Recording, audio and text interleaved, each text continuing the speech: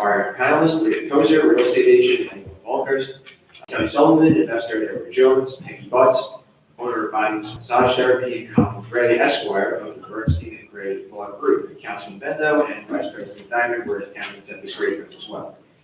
Coming up on Monday, March 25th, the city will be hosting Women and Activism. County Executive Laura Curran will join a panel of representatives from Waterfront Warriors, the Robert D. Gause Foundation, Long Beach Reach, and the Long Island Progressive Coalition at the MLK Center from 7 to 8:30 p.m. Flyers provided in the front room. We hope you can join us. City Council member Ernie Diamond has been shining a spotlight on new businesses in Long Beach. On Sunday, March 10th, 2019, the spotlight was on Acai Beach Bowls, a new acai bowl hotspot located in the West End, offering bowls, smoothies, and freshly squeezed juices. Thank you to owner Wesley Shin for showing us his passion for business. The city expects to do its next spotlight with the Chamber of Commerce for a grand opening of another new business. Later that day, Vice President Diamond and Councilmember Mandel were proudly joined the Long Beach Auxiliary Police Department at their annual awards luncheon last weekend to present proclamations to officers that have completed hundreds of hours of volunteer time. We thank them for their service. Long Beach Aware, the city of Long Beach will host Tween Night Out on March 22nd from 5:30 p.m. to 8:30 p.m. at the Long Beach Ice Arena. The event, for middle school age students only, will include free ice skating, music, snack bar meal, dog outfit, and more. For more information, contact 515-431-3890 or 516-208-6345. Artists in Partnership Incorporated will host the 3rd annual Women in the Arts Humanities Awards recognition party on Friday, March 22nd at 7 p.m. at the Allegria Hotel, and the 9th annual Folk to Funk Music Festival from March 29th and 31st at the Long Beach Public Library. For more information on those events, please visit www.aip-arts.org. The Empty Bowls Dinner will be held on March 31st at St. Mary's in the Isle from 1 to 4 p.m. Admission is $10 and free if you already paid the bowl at Earth Arts. Enjoy a pasta dinner, games, raffles, music, ice cream, and more. All proceeds will be donated to our local soup kitchens, pantries, and the VFW. For details, donations, and/or volunteers, please call 631-991-5992. The City of Long Beach and the Chamber of Commerce are pleased to announce this year's Long Beach Scavenger Hunt. Get your team of 4 to 6 people and uncover fun facts about the city by the sea by exploring shops, restaurants, and historic sites while competing for great prizes. For more information and to register, visit www.thelongbeachchamber.com.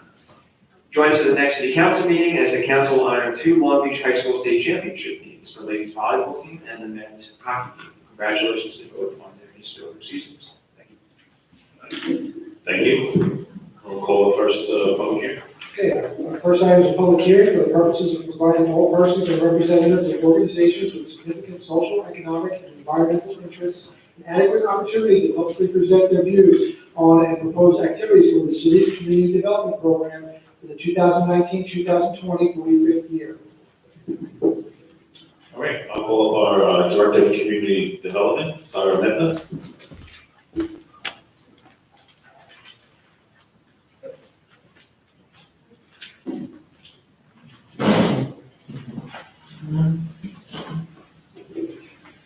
Good evening, everyone. Since 1974, the Department of Housing and Urban Development has been providing community development block grant funding. The CDBG funding program provides annual grants on a formula basis to entitled cities and counties to develop viable urban communities that provide decent housing and suitable living environment, and by expanding economic opportunities, principally for the low and moderate income person. The program is authorized under Title I of the Housing and Community Development Act of 1974. The City of Long Beach is part of the consortium of members within Nassau County, which includes 34 total municipalities. CDBG funding is provided to the city for projects which meet one of the national objectives of a benefit to low and moderate income persons, aiding the prevention or elimination of slums or blight, and urgent need usually have to do with the national disaster. Each year, the city creates a list of projects to be submitted to Nassau County as part of our application. The application is due April 1st. This year, HUD has decided to use the American Community Survey data rather than the 2010 census data to determine eligible census tracts. The city did not lose any census tracts, but they did lose. We lost 2 census tracts in the west end, but gained 2 in the center of the city. The city also applies for funding on behalf of nonprofit organizations which serve the city of Long Beach. According to the guideline, the organization must be a 501c3. CDBG funding must be used as supplemental funding for a specific program. This means that the program must have funding from other sources, and CDBG funding is being used to either expand the number of people served or add something additional to the program. It cannot be used as a sole source of funding for the program. It also cannot be used for operating costs of the organization not related to a specific program. The funding must also be used for a specific program which serves at least 51% of low and moderate income residents. As I mentioned before, CDBG funding for public services or nonprofit organizations is limited to 15% of the total CDBG allocation we will receive from this account. The city emailed the public service application to a list of 60 nonprofit organizations on February 27, 2019. The application deadline was March 12, 2019. Last year, the city received an allocation of $230,000. This money has still not been used because we have not received a signed contract back from the county. We have reached out to legislative board for help with the issue. The purpose of this hearing is to listen to the public about their thoughts and needs, about the community and the community. Thank you. Any questions for our Director of Community Development or council? I just have one. You mentioned that 60 not-for-profits were emailed. 60? 60? Okay, that's one of the questions. Second, how are those identified? Is there a list that we obtain, and how would a not-for-profit get their entity on that list? So the list has actually been something that the city has been working on for quite a few years. We keep updating the list on a regular basis as we find more organizations.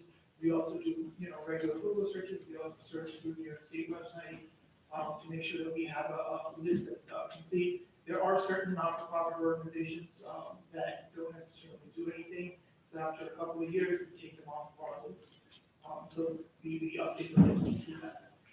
And if an agency wants to get on that didn't receive the email, by all means, you're more than welcome to reach out to me, Sky, or to anyone in the city and look forward to get that on the list. Thank you.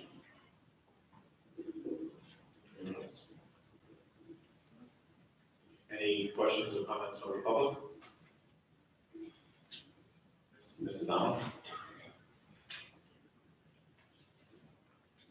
Good evening. Please Hello, state your name and address for the record. Karen Adamo, 74 Forester Street. I'm here as the president of the Long Beach Historical Society to put in a bid for community development funds.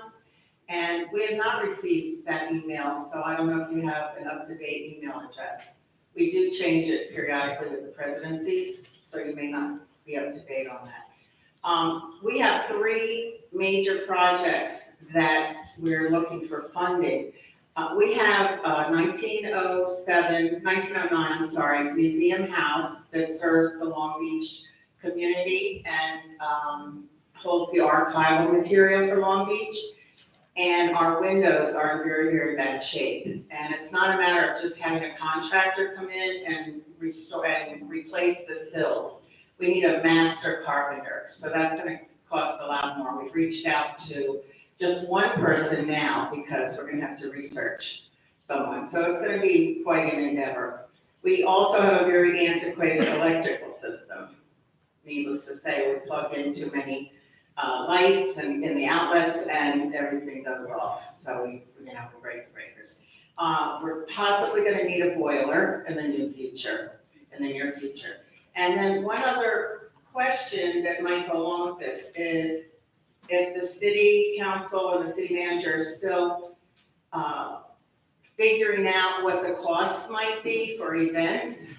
And we have, number one, we have our June house tours, which we already know we have to purchase buses to the cost of about $1,000. And then the crafts fair, where we will need a lot of services and we may have to pay for them. So I don't know if we can add that in or if you all have discussed it anymore, or, I know you said in the past you're gonna take each event by individual basis. So, I'm curious as to where that stands now. Or are we not doing that anymore? Which would be great for the non-for-profits. I mean, I can't really speak to that. I'm not prepared to speak to that right Okay. now. Because I'm not fully familiar with the process as it existed before. Okay, For that reason alone, I will, Okay. but your suggestions are valid, and I will certainly take them under advisement moving forward. yes. All the events have different aspects to them, and different size, different amount of people that are needed, et cetera. I would just say after item 2, just when Sagar goes and sits down, make sure he has the proper email. Okay, thanks very much. Can you speak to how the money is distributed and chosen?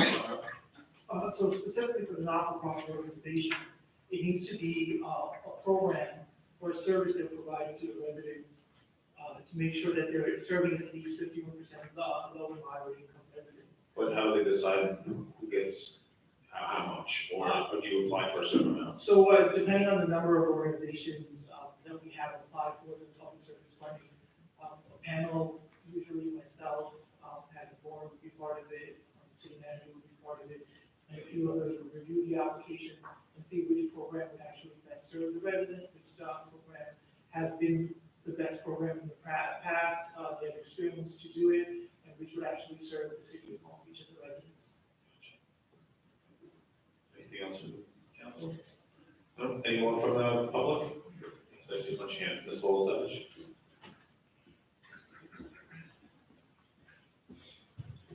Getting an email about Savage Long Beach. I did not get an email on that for the Northeast Maine Canal Civic Association. We are trying to raise money that you see signs like in certain areas, welcome to, and we would like to do that. We need about 4 or 5 signs. I have to get the cost of them. We've gotten a little sidetracked with a lot of the projects, but we were working towards that. So I would like to be able, we are a non-for-profit, and I'd like to get the information to apply for that. Okay. I would also, after item number 2, when Cyrus sits down, just make sure you get your email address to the organization. That'd be nice. Yeah, I just want to make sure also, so the funding needs to be for a specific program. If it's going to be a project, you need to be able to show that the project is going to serve at least 51% low and moderate income residents. So it's very difficult to show that for a specific project or event unless you're going to do some type of registration. The funding for public service organizations, and when I say public service organizations, they need to be 501c3. They can't be C4s or C6s or C8s, it needs to be a 501c3, and it needs to be a program that's actually going to serve the resident.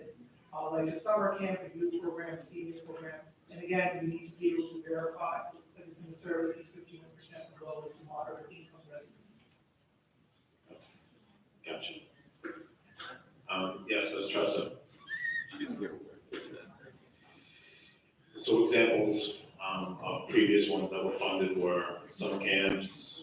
So, yeah, Food pantry. specific to the youth program, where is funding for youth programs. Long Beach Reach has a youth program. Funding as well. Thank you, sir. Name and address for the record? This President Long Beach. I just want to add at the Long Beach COAD also did not receive the emails, and we have received it in the past. So I'm not sure how up to date your email is at this time. So we've actually, Long Beach Squad was actually on our list. I don't have that, I checked. My last email was from Mark. I'll talk to you later. Maybe we can go out if we're all. But this was due, right? So these emails went out when? These emails went out on February 27th. Sky has been working all year, actually since 2018. I'm just saying I love it, we don't have it. Okay, well, I would say the same thing, just check the email address that Sagar has on file after this second item. Yes, name and address for the record. Allison Blanchard, I also didn't get an email, or did receive one last year from our Let's do organization. Long Island Streets, we are a 501c3. I'm completely eligible to file for state and federal grants, and I have. It's weird that I'm not on your list. Maybe it's not so weird. So, the website doesn't have any information on this. When you go to look for information, not that the website's accessible or anything, or, you know, it's all in English. The information is from 2 years ago, and the application is from when you click on the, I sent you guys the email on this, when you click on the link, it's information from last year, and then it also has information from 2 years ago. I had to reach out to Nassau County, head of community development, Kevin Green. Greens? Kevin? Kevin Greens. Yes, I spoke with him to get some more information on the whole process. This doesn't give us a lot of time. There's nothing we can do about it now, it's a little too late, but it doesn't give us a whole lot of time to put our applications in order. But anyways, I will be submitting something, I can't guarantee it's gonna be that pretty, but it's gonna be for a bicycle recycle program, models on the bicycle program in New York City, where we would be teaching mechanics to kids. So this would be a job training as well as just, there's a whole list of positives that go in with a bicycle recycle program. In addition, there's a couple other bicycle programs that would fall under this after talking to Kevin. We talked about different bicycle infrastructure throughout our low-income neighborhoods that this could actually work with that program. So what I would love to see is something bicycle related, because we have no funding at all, or education or outreach when it comes to bicycles. So we'll be submitting something, and could you please just be a little more conscientious on updating your lists, because this is really unfair for the nonprofits that are working extremely hard, unpaid. Thank you. Thank you. Yes, legislative forum. I can see that.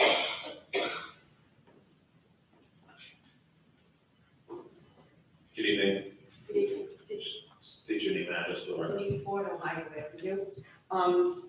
I did reach out and waiting for Kevin Cream to respond to me, and as soon as I'm home, the latest by Thursday, I have an answer for you. But just to let you know, in the past, a lot of times the funding was held up because the paperwork that was missing on the part of the city. So, you know, we'll make sure, like, keep the lines of communication open so we can make sure that you get this funding that you desperately need.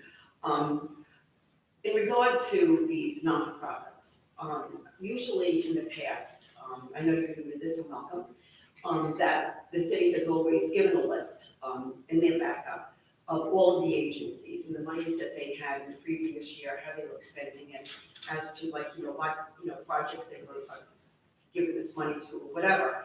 And they usually would have a list of the agencies that had received money in the past and which ones were asking for it.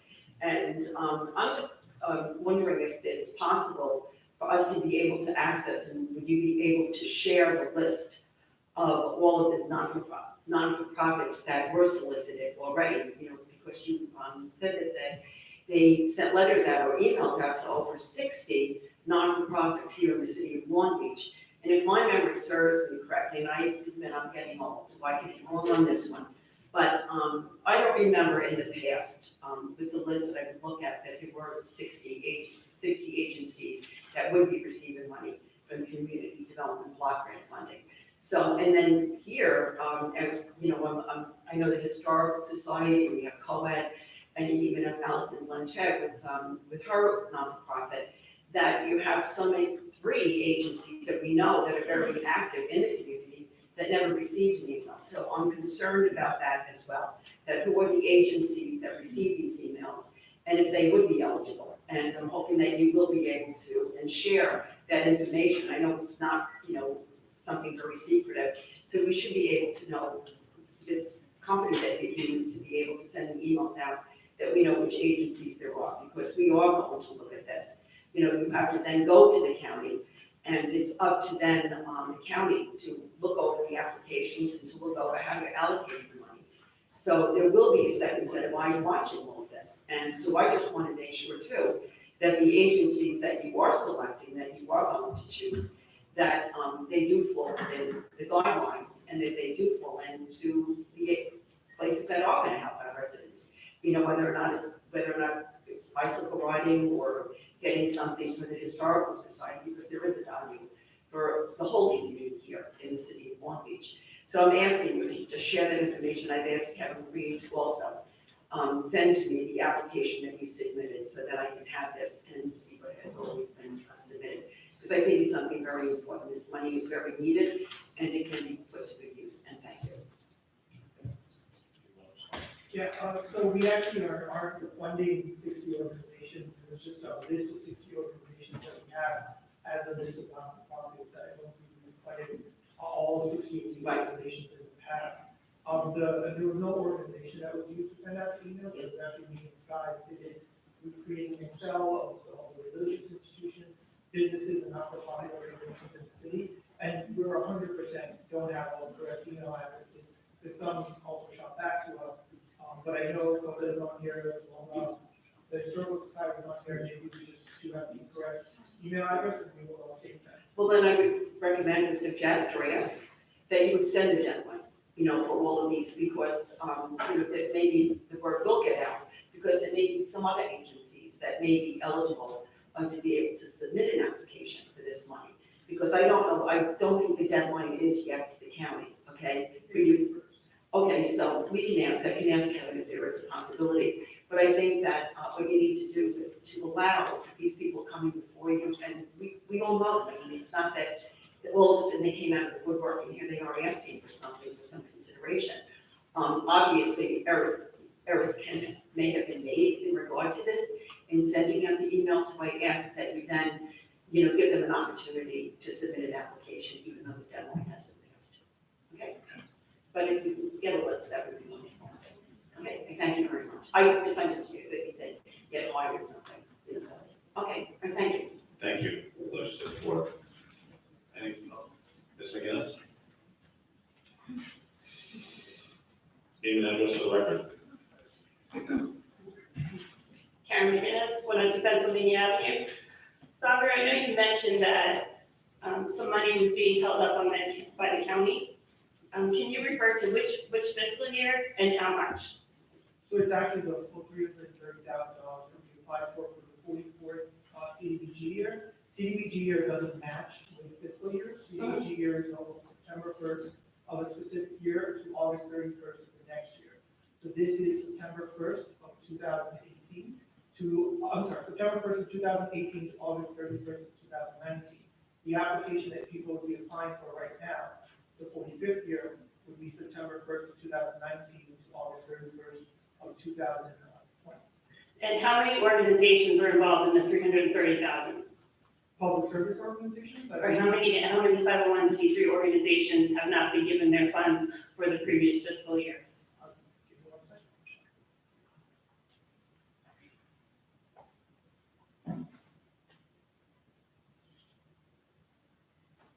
So it's not necessarily given a check, there's 4 organizations, but it's not necessarily given a check, it's always they need to extend the funds, and then they receive reimbursements as long as all the people. So there's 4 organizations that received the 330,000. No, I'm sorry, there's 4 organizations that received a total of $12,000.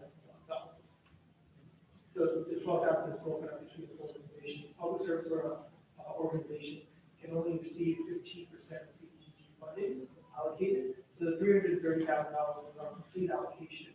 In that, we have money for ADA improvements to improve pantry at the Evangelical Revival Community Church, as well as the People's Church. We also have money to buy, more mats for the beach.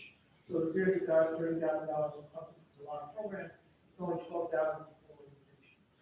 So 330 less the 12,000. All that money has been given to the organizations, and it's just a matter of paperwork to get it back. Is that correct? No, it's no organization. It's actually city doing those programs. city would be buying those grants, we haven't done that yet, because the money hasn't come through. The city would be, RFPing out for improvements to that food pantry, at the church, but we haven't done so yet, because we haven't gotten the money yet. So none of the money that the city is supposed to be expending, none of that has been expended yet until we actually get approval on this contract. And the contract is being held at the county executive's office from what I hear. And, it's been approved by the Office of Housing and Community Development, spoken with Donald and Kevin, and they forwarded it, to county executive. Okay, so now between the legislators board and you and the county offices, you should be straight, correct? We're hoping, and we're hoping to get that contract. My final question is, you mentioned census tracts, and you mentioned one in the West End fell off, and you mentioned two more came on. What is a census tract? So census tracts are determined, I guess, by the federal government, when they do the census. The 2020 census is going to be coming up, make sure everyone fill out your census tract forms. So the census tracts are created for a count that the U.S. does every 10 years. It actually is extremely important because it determines funding for cities, counties, communities throughout the U.S. So therefore, there has to be an intersection between the organization and the census tract, so some organizations won't be able to really apply because they don't fit into the census tract within the community, correct? No, county public service funding can be dependent on two separate things. It's either area or people funding, basically. So if you serve at least 51% low moderate income residents, it doesn't matter if you're in a census tract that qualifies or not, as long as you're serving those residents. If you're not going to serve those residents, then you need to be in a census tract. Okay. Thank you very much. Thank you. Yes, Mr. Roman.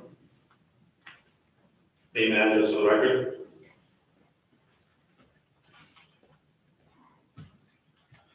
So just to be clear, reviewing our community block development grant plan from last year was included like microfinancing, included repairs for parks, included funding even salaries. So we have not received that money, so has that money been paid out? And if so, how?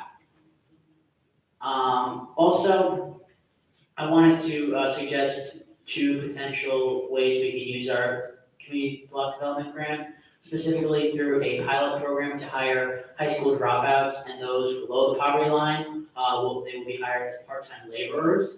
This program has been successfully implemented in New York City and many other cities throughout the country, as it has provided the municipality with the labor it needs and has given financial stability to at-risk youth so they can pursue their GED. We should use some of our community block development grants for this, as a small pilot program to see whether this can actually help our at-risk and impoverished youth potentially work their way out of poverty and into the middle class. Also, as the city is formulating its capital plan, it should also consider what expenses can be paid for through the community block development grant, so we don't have to borrow money. We could use some minor repairs from our capital plan and put them into our funding through the community block development grant. So if you would take that under advisement, that would be appreciated. Thank you. So no money has been spent, or paid out. We actually do summer internship programs for high school students. We do try to do our best to get those moderate income people. We are actually also working on a grant. I'm working with the high school for a grant from MedSec Works to actually hire 10 low-income youths as summer interns to be working with them.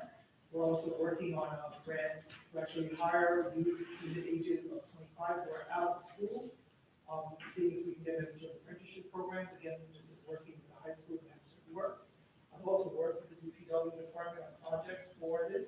We would still need to monitor these because the money for CDBG funding needs to be spent first and then reimbursed. So unless the city lays out the funds, we won't be able to get reimbursed for it, and in order to lay out the funds, we can fund it. Right. All right. Thank you. I appreciate that. We are looking to hire at-risk youth. Hopefully, we can model off of effective programs. I have spoke with Ms. Daza, who is our internship and E&L coordinator, about partnering with the city, because I think that there's a lot of ways we can partner with the city and the school district.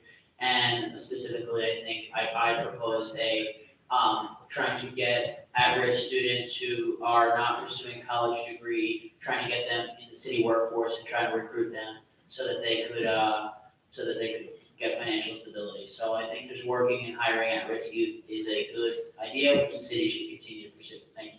Thank you. Yes, I see a hand up there.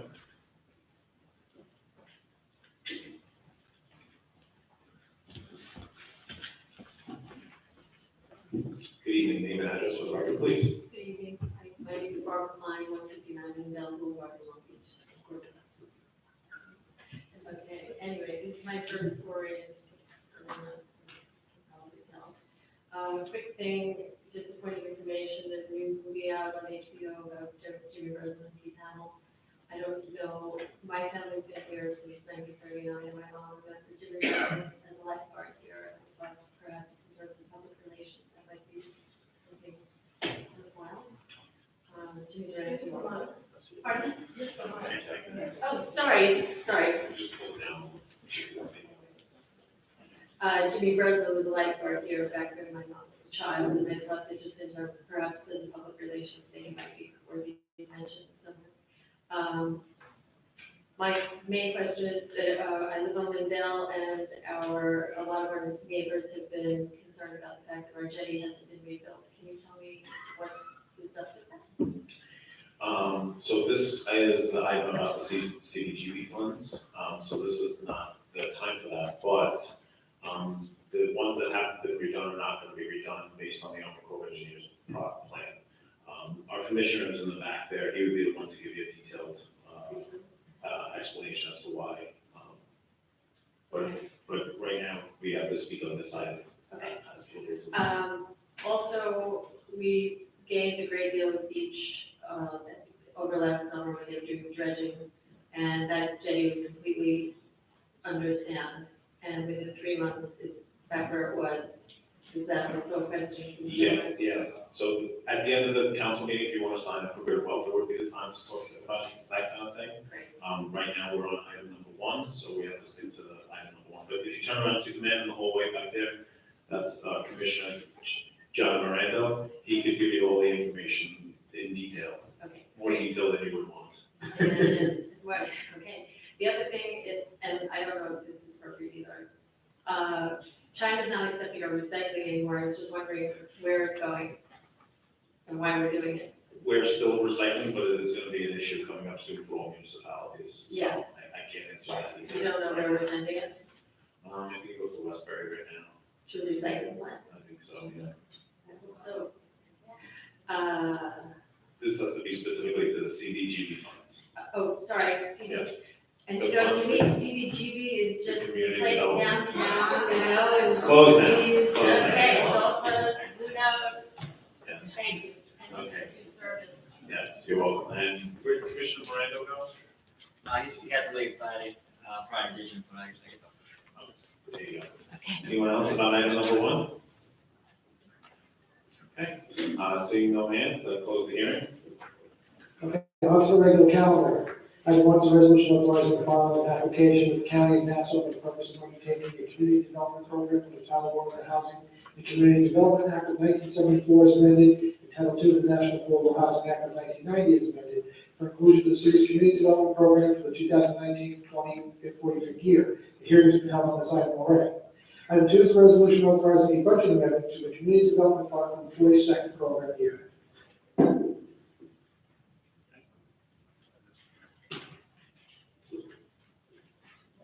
Item number 2.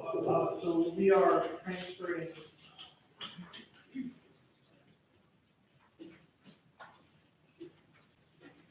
So we are transferring $18,852.88 from a PFNI MLK Center line to a PFNI CDA, City Hall ADA improvements line.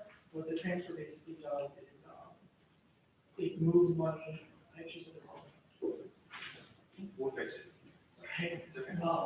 So the transfer allows you to start improving the 5th floor CDA, 5th floor City Hall bathroom and make them ADA compliant. And the $15,147.12, that is actually leftover money from a build out for the computer resource room at the MLK Center, is where luckily it was coming under budget. Can you just say what a PFNI is? So PF&I stands for Public Facilities and Improvement. Whenever it is a physical improvement or construction in CDBG funding, the line gets a PF&I in front of it, and whenever it's a public service, it gets a PS in front of it. Okay, any questions from the council? Any questions from the public? Okay, just want to vote. Councilman Mandel.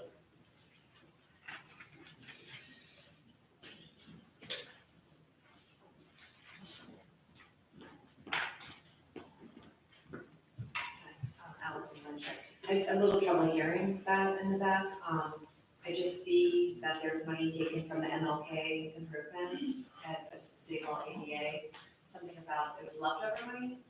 Yes, there was a computer resource room build out that was done at the MLK Center, Okay, and that money, was leftover money we didn't need to spend, so we didn't spend it. okay. How do you make that, I'm just curious, how that was determined to take the money and then put it toward City Hall ADA? Was there like a list of priorities? Like a list of things that this could have gone to and that was next in line? Or could this have actually stayed at the MLK Center for another project? So that's a little bit trickier. Nassau County wants us to spend that money as quickly as possible. They have to report to HUD that we need to make sure that money is spent. If we don't spend money, we actually get less money than we have. City Hall ADA improvements are going to be starting this fall. I've been told that's the plan at the moment. And so this move of money will be spent this fall, which would be quicker than most physical improvements that we would need to plan out at the MLK Center. Having said that, we are currently planning for battery backup at the MLK Center, and that is going to be part of our application for the coming 45th year.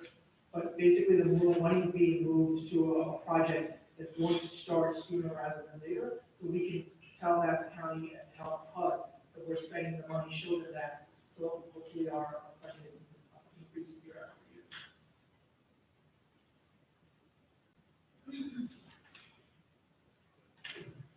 I don't know how to do this. Wasn't there already money put aside for this that wasn't from this program? Wasn't there already money budgeted? Do you know what I'm talking about? So a couple of months ago, we did do a budget amendment to move money into City Hall ADA. Yeah. We need about $70,000, so this helps get up to the $70,000. So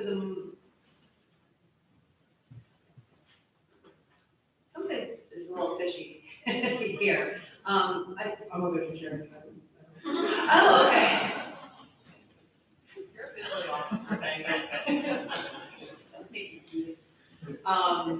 I thought that the council discussed this, that the funding was already in place for that. So, I mean, is this just to save money by kind of moving money around? I don't know if I'm articulating this well, because this is So it's just. not saving money, it's reallocating money, because of the reason that Yeah. that's identified a moment ago with respect to, the need to spend as much as quickly as possible for HUD purposes. So So it was try quicker to to just. keep the money flowing, so this way you can have future reimbursements. Okay, and it was quicker to just spend the money in City Hall than to give it to another nonprofit that might have needed it, that could have used it right away? So we couldn't get into another nonprofit because that would exceed 15% allocated for the public service program. Okay, but so there was money for this project in place, so where did that money go? That's still there. We need a total of $70,000, so the $60,000 adds to the money to get it to a total. We're actually still not at a total of $70,000. So we still don't have enough money to realize that City Hall ADA. We will. Go ahead, finish. Okay. So we will, because it'll be part of the next application. The remaining money that we. And that That's your time, Ms. Blanchett. that ADA project, can you say what that is? Is that for the elevators? Is that, what is for downstairs, the opening? It's for the fifth floor bathroom? You didn't have the funding on that? Thank you, Ms. Blanchett. Ms. Laura, Ward? would it be easier, Laura, would it be easier if you just maybe explain that this money is coming out of the 42nd program year? I think maybe that's where the confusion is. that it's not coming out of the money from the last, award cycle. This is coming from the 42nd, exactly. 3 years. 3 years. This is from 2016, 2017. Wait, so we still don't, so the city doesn't have funding to make its building ADA accessible still? Thank you, Ms. Blanchett. Ms. Ford?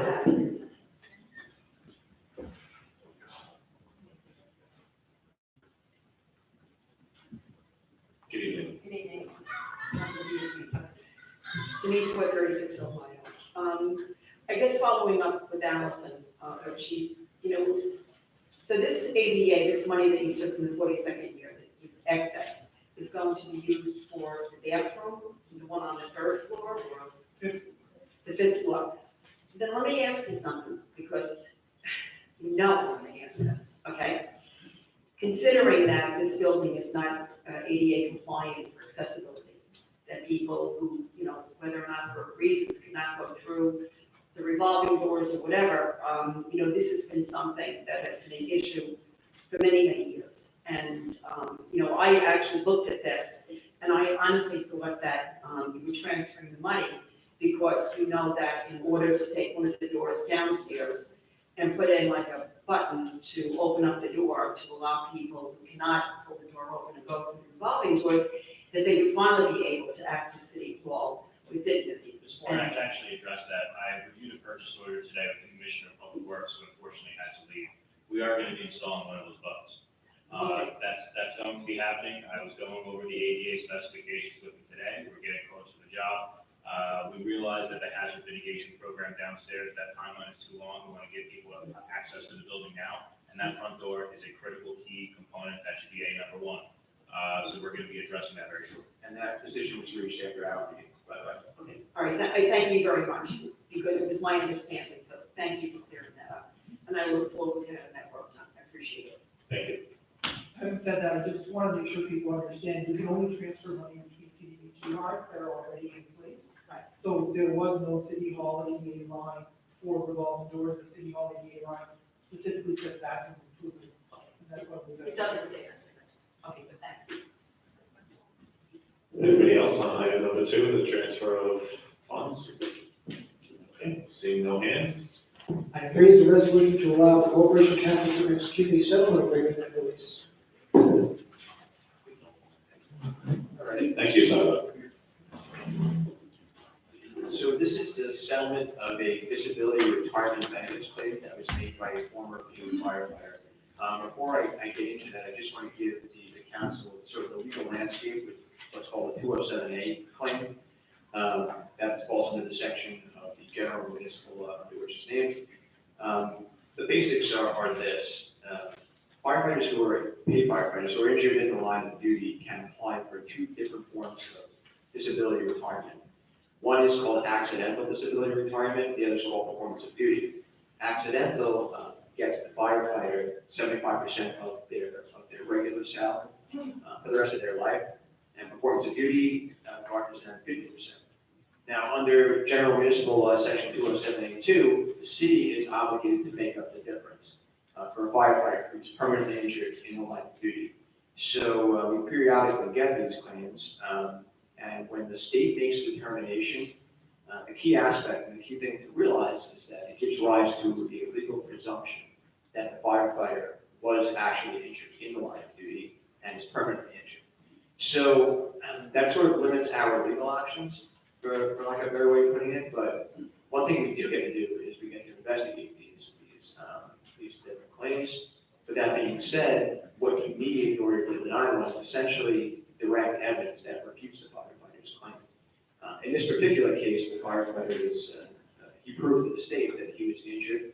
He injured his knee while ascending the stairway in the firehouse, and was able to get performance of duty disability retirement. So after an extensive investigation that involved culling together multiple hospital records, surgical records, and multiple examinations of the road, my office was able to determine that there was no way to refute these claims. And what this settlement accomplishes, generally speaking, is it does 2 things. It pays the firefighters retroactive, the retroactive component of his claim in terms of dating back to his application date for 207 benefits. And it also establishes a prospective pay schedule from now until the time that the firefighter hits his mandatory retirement age, which could either be 62 or 70, depending on the pension fund that they like to do when they begin employment. In this case, it's 62, so that's the prospective obligation under 207A. And that's more or less it. Okay. So it sounded like it took a while, but why did it take so long? 2014? So there are two reasons for that. Number one, the state typically takes years now to render determination, particularly for performance of duty. We found that it takes some special amount of time, and they took years to make their determination. Our obligation does not arise unless and until the state determines that the firefighter is entitled to either performance of duty or accidental disability retirement. So